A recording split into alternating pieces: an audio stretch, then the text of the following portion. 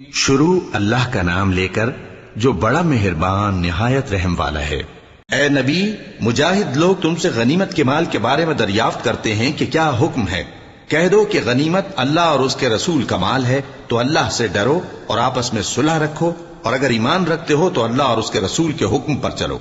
مومن تو وہ ہیں کہ جب اللہ کا ذکر کیا جاتا ہے تو ان کے دل ڈر جاتے ہیں، اور جب انہیں اس کی آیتیں پڑھ کر سنائی جاتی ہیں تو ان کا ایمان اور بڑھ جاتا ہے، اور وہ اپنے پروردگار پر بھروسہ رکھتے ہیں، اور وہ جو نماز قائم کرتے ہیں اور جو مال ہم نے ان کو دیا ہے اس میں سے نیک کاموں میں خرچ کرتے ہیں، یہی سچے مومن ہیں، اور ان کے لیے ان کے پروردگار کے ہاں بڑے بڑے درجے ہیں اور بخشش اور عزت کی روزی ہے۔ ان لوگوں کو اپنے گھروں سے اسی طرح نکلنا چاہیے تھا جس طرح تمہارے پروردگار نے تم کو تدبیر کے ساتھ اپنے گھر سے نکالا۔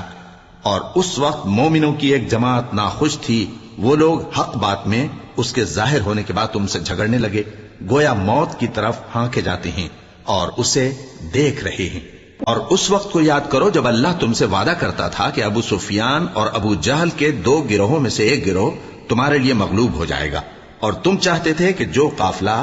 بے شان و شوکت یعنی بے ہتھیار ہے وہ تمہارے ہاتھ آ جائے،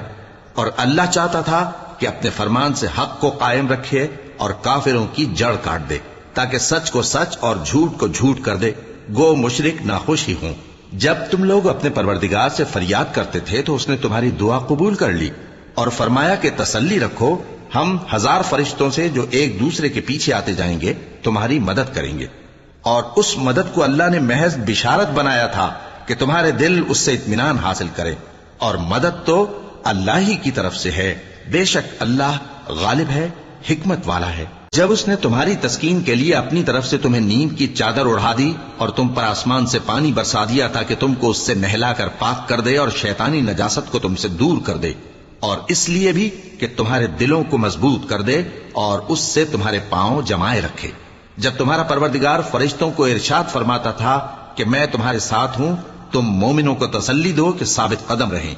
میں ابھی کافروں کے دلوں میں رعب و ہیبت ڈالے دیتا ہوں، سو ان کی گردنیں اڑا دو اور ان کی پور پور توڑ دو۔ یہ سزا اس لیے دی گئی کہ انہوں نے اللہ اور اس کے رسول کی مخالفت کی، اور جو شخص اللہ اور اس کے رسول کی مخالفت کرتا ہے تو اللہ بھی سخت عذاب دینے والا ہے۔ یہ مزہ تو یہاں چکھو، اور یہ سمجھ لو کہ کافروں کے لیے آخرت میں دوزخ کا عذاب بھی تیار ہے۔